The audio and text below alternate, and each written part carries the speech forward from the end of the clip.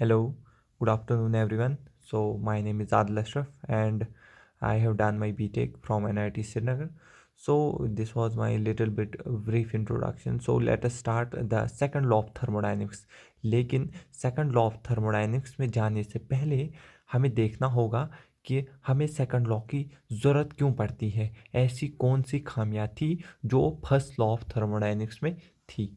तो अगर हम लिमिटेशंस की बात करेंगे सबसे पहले, ठीक है, limitations of first law of thermodynamics, first law of thermodynamics. जो फर्स्ट लॉ ऑफ थर्मोडायनेमिक्स है उसमें क्या लिमिटेशंस थी। जो फर्स्ट लॉ ऑफ लिमिटेशन है, जो फर्स्ट लॉ ऑफ थर्मोडायनेमिक्स है, वो हमें जो है इंफॉर्मेशन देता है कंजर्वेशन ऑफ एनर्जी के बारे में।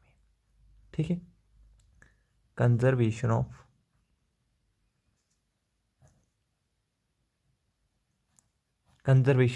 एनर्जी के बारे में वो हमें इंफॉर्मेशन देता है। ठीक है, लेकिन इसकी जो सबसे पहली लिमिटेशन है कि ये नहीं बता पाता है कौन सी प्रोसेस पॉसिबल है या कौन सी प्रोसेस इम्पॉसिबल है। यानी कि नेचर में कौन प्रोसेस होगी और कौन सी प्रोसेस नहीं होगी, उसके बारे में ये नहीं बता पाता है। तो जो सबसे पहली प्रॉब्लम है वो है इसकी, ये फिजिबिलिटी के बारे में नहीं बता पाता है हमें कि whether the process is possible और इम्पॉसिबल। ठीक है, कौन सी प्रोसेस इम्पॉसिबल है और कौन सी प्रोसेस पॉसिबल है, ये उसके बारे में हमें नहीं बता पाता है। तो ये इसकी पहली खामी, पहली लिमिटेशन है फर्स्ट लॉ ऑफ थर्मोडायनेमिक्स की। तो इसके बारे में कौन बताएगा? Second law. इसीलिए हमें सेकंड लॉ की ज़रूरत पड़ती है। तो इसके बाद हम जो है दूसरी लिमिटेशन है इसकी, ये नेचर ऑफ द प्रोसेस भी नहीं बता पाता है। यानी कि ये इस प्रोसेस का जो नेचर भी नहीं बता पाता है, किसी भी प्रोसेस का नेचर भी नहीं बता पाता है। अगर आप बोलोगे सर नेचर क्या होता है, नेचर होता है मेरे बेटा कि कोई जो प्रोसेस है वो रिवर्सिबल है या वो प्रोसेस हमारी इरिवर्सिबल है। रिवर्सिबल है या इरिवर्सिबल प्रोसेस है, उसके बारे में भी इंफॉर्मेशन नहीं दे पाता है। ठीक है, तो समझ आ गई क्या लिमिटेशन है फर्स्ट लॉ की। फर्स्ट लॉ जो है वो बात करता है कंजर्वेशन ऑफ एनर्जी के बारे में। किसके बारे में? कंजर्वेशन ऑफ एनर्जी के बारे में कि कौन, ठीक है, लेकिन ये हमें बिल्कुल इस बारे में इंफॉर्मेशन नहीं दे पाता है कि नेचर में कौन सी प्रोसेस होगी और कौन सी प्रोसेस नहीं हो सकती है, उसके बारे में नहीं बता पाता है। दूसरी चीज़, ये हमें बिल्कुल भी इंफॉर्मेशन नहीं, इससे हमें बिल्कुल भी पता नहीं चलता है कौन सी प्रोसेस रिवर्सिबल है और कौन सी प्रोसेस इरिवर्सिबल है। तो इन लिमिटेशंस को ही दूर करने के लिए हमारे पास आता है सेकंड लॉ ऑफ थर्मोडायनेमिक्स। क्या आता है? Second law of thermodynamics, second law of thermodynamics. ठीक है, तो अब अगर हम बात करते हैं सेकंड लॉ ऑफ थर्मोडायनेमिक्स, तो सेकंड लॉ ऑफ थर्मोडायनेमिक्स जो है वो सीधे बात करता है एंट्रोपी के रिलेटेड। ठीक है, एंट्रोपी के रिलेटेड अभी हम ओवरव्यू ले रहे हैं सेकंड लॉ ऑफ थर्मोडायनेमिक्स का। ठीक है, तो बाद में एंट्रोपी क्या है इसके बारे में पूरा डिस्कशन होगा अच्छे से, लेकिन अभी हम पहले इसके थ्रू जाएंगे, सेकंड लॉ को समझेंगे, फिर अलग से हम एंट्रोपी को अच्छे से पढ़ते हैं। ठीक है, तो एंट्रोपी के थ्रू ये हमें बताता है कि अगर हम चेंज इन एंट्रोपी निकालते हैं, change in entropy of universe को निकालते हैं, तो वो हमें आंसर देगा इन दोनों ही सवालों का। तो वो हमें आंसर देगा इन दोनों ही सवालों का। जैसे कि अगर हमने जो है एंट्रोपी, चेंज इन एंट्रोपी निकाली है यूनिवर्स की, तो अगर वो हमें ज़ीरो से कम आई, यानी कि अगर वो चीज़ नेगेटिव आती है, तो इसका मतलब वो प्रोसेस नहीं हो सकती है। नेचर में वो प्रोसेस होना इम्पॉसिबल है। समझ आ रहा है कि नहीं आ रहा है? और अगर हमारे पास change in entropy of universe जो है वो ज़ीरो के बराबर आती है, तो इसका मतलब वो प्रोसेस पॉसिबल है। पॉसिबल होने के साथ साथ वो प्रोसेस हमारे पास रिवर्सिबल नेचर की होगी। ठीक है, रिवर्सिबल नेचर की होगी। आई होप इतना आपको समझ आ रहा है। इसके बाद हम बात करते हैं, अगर हमारे पास ये जो क्वांटिटी है change in entropy of universe अगर ये पॉजिटिव आती है, क्या आती है मेरे बेटा, पॉजिटिव अगर ये आती है, इसका मतलब भी ये प्रोसेस होगी, ये जो जिस भी प्रोसेस के लिए हम ये निकालते हैं वो प्रोसेस जो है पॉसिबल होगी नेचर में, लेकिन उसका जो नेचर है वो इरिवर्सिबल होगा। कैसा होगा, इरिवर्सिबल नेचर होगा। आई होप आपको इतना अच्छे से समझ आ चुका होगा। ठीक है, तो मैं डिक्टेट करना चाहता हूँ, अगर कोई बच्चा जो है वो लिखना चाहता है इनको अच्छे से, तो मैं बताता हूँ। जो सबसे पहले आप लिखिए heading limitations of first law of thermodynamics, और उसमें लिखिए आप first law of thermodynamics gives the information about the conservation of energy, gives the information about the conservation of energy during a process। उसके बाद लिखिए but it does not give any information about feasibility and nature of the process। Nature of the process के साथ ही आप bracket में लिखिए whether the process is reversible और irreversible process। ठीक है, तो मैं इसलिए डिक्टेट कर रहा हूँ ताकि आप खुद से लिखिए, खुद से जितना आप लिखोगे उतना आपको अच्छे से समझ आएगा और उतना आपको फ़ायदा होगा। ठीक है, तो इसके बाद सेकंड लॉ लिखिए इसी तरीके से, सेकंड लॉ ऑफ थर्मोडायनेमिक्स, फिर लिखिए ऐसे करके, मतलब ये एंट्रोपी के थ्रू हमें इन दोनों ही जो सवाल है उनके आंसर देने की कोशिश करेगा। तो एंट्रोपी से हम फिर change in entropy of universe निकालेंगे। तो अगर वो चीज़ हमें नेगेटिव आती है तो जो हो प्रोसेस है वो इम्पॉसिबल होगी। अगर वो ज़ीरो के बराबर आती है दैट मीन्स वो प्रोसेस पॉसिबल भी होगी और वो रिवर्सिबल नेचर की होगी। लेकिन अगर वो प्रोसेस पॉजिटिव आती है दैट मीन्स वो प्रोसेस पॉसिबल तो होगी लेकिन उसका नेचर जो है वो इरिवर्सिबल होगा। आई होप इतना आपको समझ आ गया। इसके बाद हम थोड़ा और जाएंगे, अब हम सेकंड लॉ ऑफ थर्मोडायनेमिक्स के अंदर। तो सेकंड लॉ ऑफ थर्मोडायनेमिक्स को अच्छे से समझने के लिए सबसे पहले हम डिस्कशन करना चाहेंगे थर्मल एनर्जी रिजर्वायर्स। ठीक है, थर्मल एनर्जी रिजर्वायर्स आप भी लिखते जाइए, थर्मल एनर्जी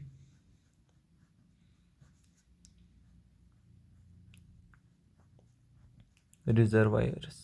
ठीक है, तो थर्मल एनर्जी रिजर्वायर्स हमारे पास दो होते हैं, एक को हम बोलते हैं सिंक और एक को हम बोलते हैं सोर्स। एक को हम बोलते हैं सिंक और एक को हम बोलते हैं सोर्स। ठीक है, एक को सिंक बोला जाता है और दूसरे को हम सोर्स बोलते हैं। तो थर्मल एनर्जी रिजर्वर्स असल में ऐसे एनर्जी के रिजर्वर होते हैं, चाहे हम उनमें कितनी भी हीट डालें या उनसे कितनी भी हीट ले, उनके टेम्परेचर पे बिल्कुल भी असर नहीं पड़ता है। तो ऐसे रिजर्वर्स को हम बोलते हैं थर्मल एनर्जी रिजर्वायर्स। ठीक है, आई होप समझ आ गया होगा। तो अब आप बोलेंगे सोर्स क्या होता है, तो सोर्स एक ऐसा एनर्जी रिजर्वायर होता है, एक ऐसा एनर्जी रिजर्वायर होता है जिससे हम चाहे कितनी भी हीट ले ले, जिससे हम चाहे कितनी भी हीट ले ले लेकिन उसके टेम्परेचर पे कोई भी असर नहीं पड़ेगा। ठीक है, जैसे आप बोलोगे ये क्या बात हुई, इसकी कोई प्रैक्टिकल एग्जांपल हो ही नहीं सकती है, लेकिन अगर मैं आपके पास एग्जाम्पल रखूँगा सन। ठीक है, तो हम सन से लगातार बहुत सी हीट लेते जाते हैं लेकिन सन का जो है उसकी वजह से सन का टेम्परेचर जो है वो बिल्कुल चेंज नहीं होता है। दैट मीन्स सोर्स एक ऐसा थर्मल एनर्जी रिजर्वायर है, सोर्स एक ऐसा थर्मल एनर्जी रिजर्वायर है जिससे हम कितनी भी हीट ले लें लेकिन उसके टेम्परेचर के ऊपर बिल्कुल भी कोई असर नहीं पड़ेगा। ठीक है, तो अगर आप लिखना चाहोगे इसकी डेफिनेशन तो लिखिए source is a relatively large heat capacity body.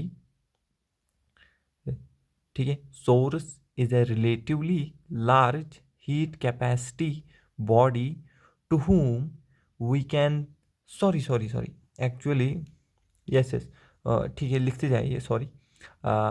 To whom we can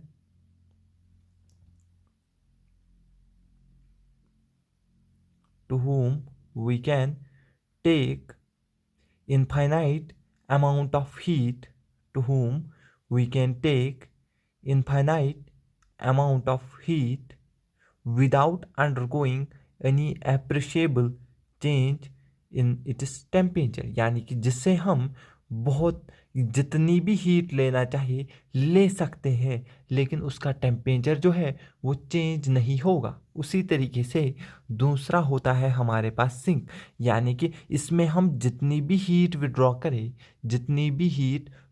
करें इसके टेम्परेचर पे कोई भी असर नहीं पड़ेगा। तो वैसे सिस्टम को हम बोलते हैं सिंक। क्या बोलते हैं? सिंक। जैसे आप लीजिए समंदर लीजिए। अब समंदर में दिन में लगातार जो है सन से आ रही होती है हीट, लेकिन फिर भी आप देखोगे उसके टेम्परेचर पे कोई बड़ा चेंज नहीं आता है। दैट मीन्स वो किसका एग्जाम्पल है? सिंक का। आप ले सकते हो लेक का एग्जाम्पल, ठीक है। आप ले सकते हो रिवर का एग्जाम्पल, आप ले सकते हो एटमॉस्फेयर का एग्जाम्पल। ऐसा हो सकता है कि आपने क्या किया, आपने एक हीटर लगाया है बाहर एटमॉस्फेयर में, और आप कह रहे हैं आप एटमॉस्फेयर का टेम्परेचर बढ़ा दोगे। क्या ये पॉसिबल है? अगर लोगों ने ये बात सुनी तो क्या बोलेंगे लोग? समझ रहे हो? ठीक है, मजाक वाली बात थी। तो ऐसा कुछ नहीं है, आप नहीं बढ़ा सकते हो temperature atmosphere, river, lake and sea का, ठीक है। तो कहना क्या चाहता हूँ एंड में, सिंक असल में एक ऐसा थर्मल एनर्जी रिजर्वायर है। सिंक एक ऐसा थर्मल एनर्जी रिजर्वायर है जिसमें हम कितनी भी हीट डालें उसका टेम्परेचर नहीं बदलेगा। वैसे सिस्टम को सिंक बोला जाता है। क्या आप समझ रहे हो? कोई बच्चा लिखना चाहे तो इसकी डेफिनेशन लिख सकता है।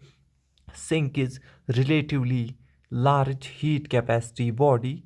Sink is relatively large heat capacity body which can absorb or take infinite amount of heat without undergoing any appreciable change in its temperature।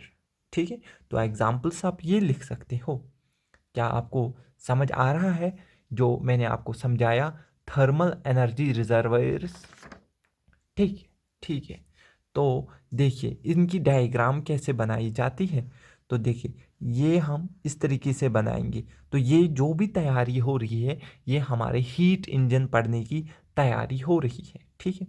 तो अगर आप देखोगे, अगर मुझे सोर्स दिखाना होगा, क्या दिखाना होगा बेटा? सोर्स दिखाना होगा। तो सोर्स जनरली क्या होता है? हायर टेम्परेचर पे।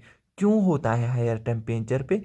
ये इसलिए हायर टेम्परेचर पे है क्योंकि यही हमें सप्लाई करेगा हीट, इसलिए ये हायर टेम्परेचर पे होता है और ये हमें हीट सप्लाई करता है।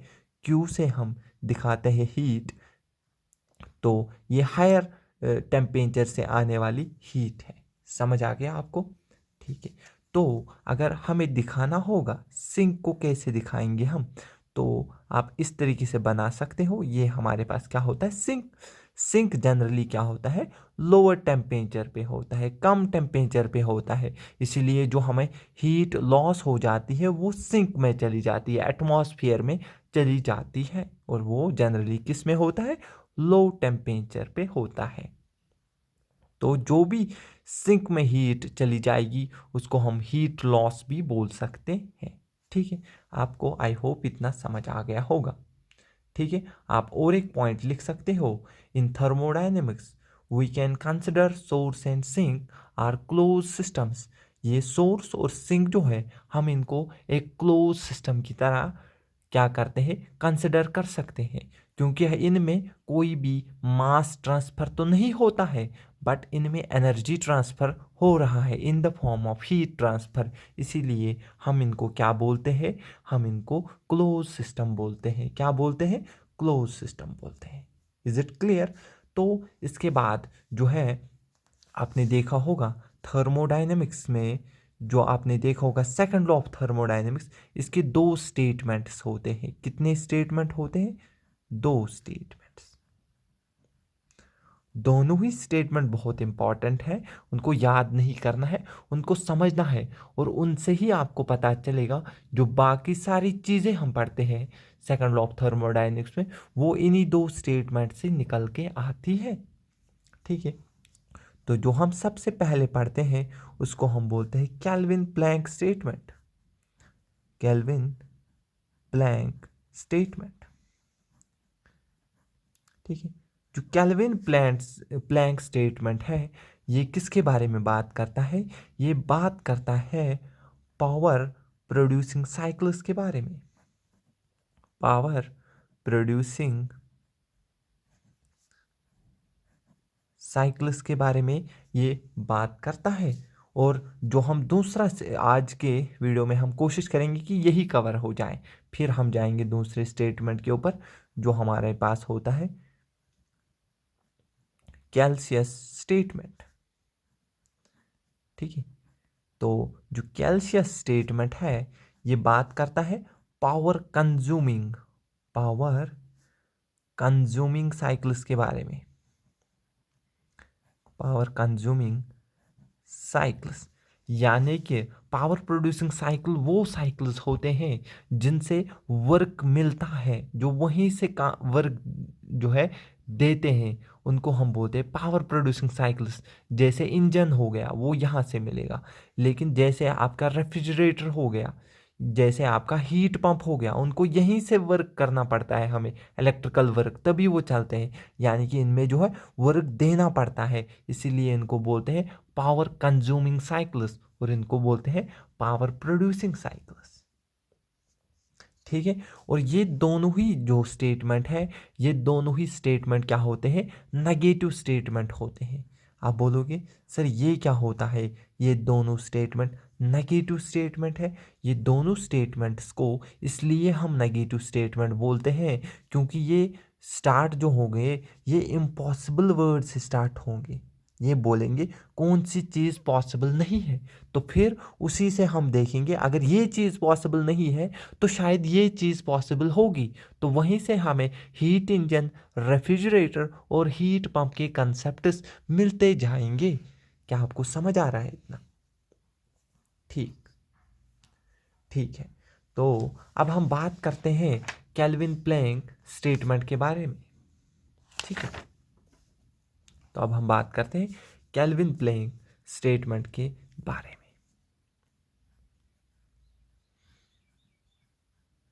Kelvin Planck statement. ठीक है, पहले कंसेप्ट समझना बहुत ज़रूरी है। बाद में आप देखोगे जो भी क्वेश्चंस होंगे चाहे वो मेंस के हो या एडवांस के हो, बिल्कुल ही आराम से आपको बनते हुए दिखेंगे। लेकिन अगर आप पूरा कंसेप्चुअली इसको समझने की कोशिश करेंगे और अच्छे से समझेंगे तो आप देखोगे आपको कितना आसान लगेंगे जे एडवांस के सवाल। बाकी तो मैं क्या ही बोल सकता हूँ। ठीक है, तो केल्विन प्लैंक स्टेटमेंट हमें क्या बोलता है? तो अगर आप लिखना चाहोगे स्टेटमेंट तो लिखिए, तो मैं डिक्टेट करता हूँ। It is impossible for a system. It is, देखिए इम्पॉसिबल से स्टार्ट हुआ ये। It is impossible for a system to operate in a thermodynamic cycle and deliver net heat to its surrounding while receiving heat from the single thermal energy reservoir। ठीक है, फिर से एक बार। It is impossible for a system to operate in a thermodynamic cycle and deliver net work to its surroundings while receiving heat from the single thermal energy reservoir।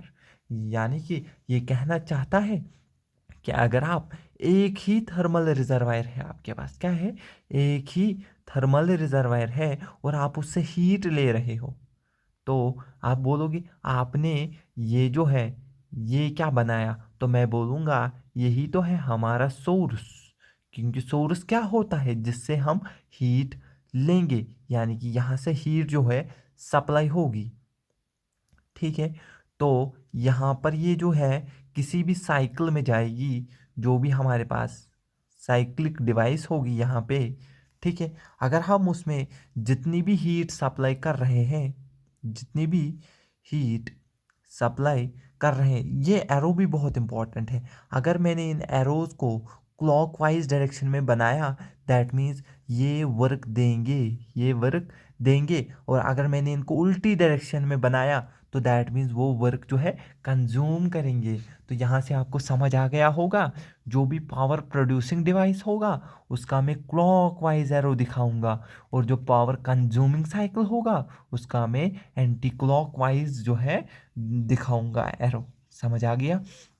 तो ये statement क्या बोलता है, ये इम्पॉसिबल है कि आप एक ही थर्मल रिजर्वायर से हीट ले और उस पूरी हीट को आप वर्क में जो है कन्वर्ट करें।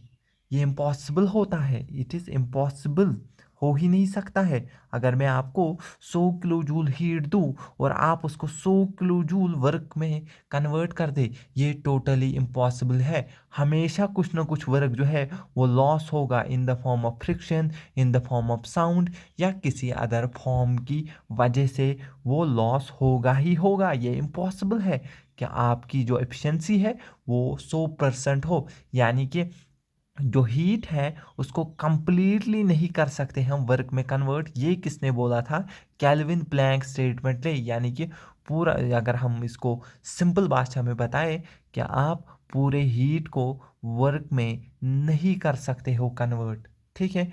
तो दैट मीन्स जो भी एनर्जी जिसको एक फॉर्म से दूसरे फॉर्म में कंप्लीटली कन्वर्ट करना इम्पॉसिबल है, तो वैसे फॉर्म को हम बोलते हैं लो ग्रेड एनर्जी। इसीलिए हम हीट को बोलते हैं, क्या बोलते हैं हीट को, हीट को बोलते हैं हम low grade energy, low grade energy, ठीक है।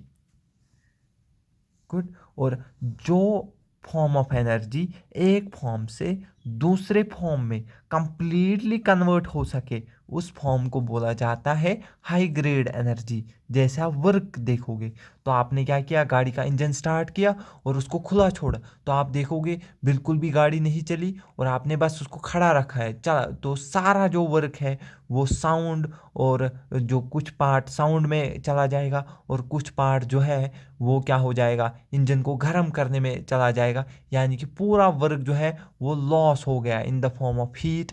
यानी कि इसलिए हम उसको बोलते हैं high grade energy, high grade energy. क्योंकि हम कंप्लीटली वर्क को हीट में कन्वर्ट तो कर सकते हैं, लेकिन कंप्लीटली हीट को वर्क में कन्वर्ट नहीं कर सकते हैं।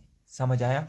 तो इससे क्या हमें पता चला, इससे हमको पता चला, इसके जो कॉन्सिक्वेंसेस निकले, इसके कॉन्सिक्वेंसेस जो है, पहला निकला कि किसी भी इंजन की 100% एफिशिएंसी जो है वो नहीं हो सकती है।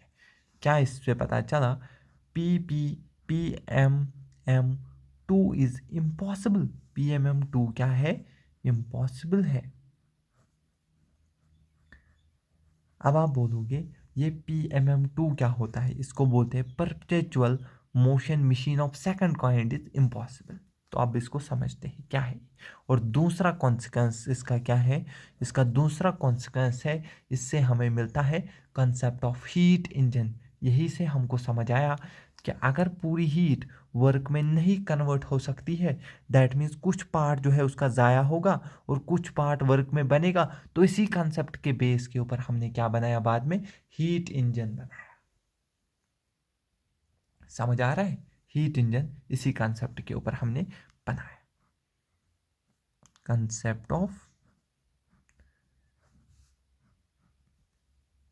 हीट इंजन, ठीक है। तो इसके बाद हम अगले वीडियो में PPM2 स्टार्ट करेंगे और हीट इंजन समझेंगे, ठीक है। Thank you.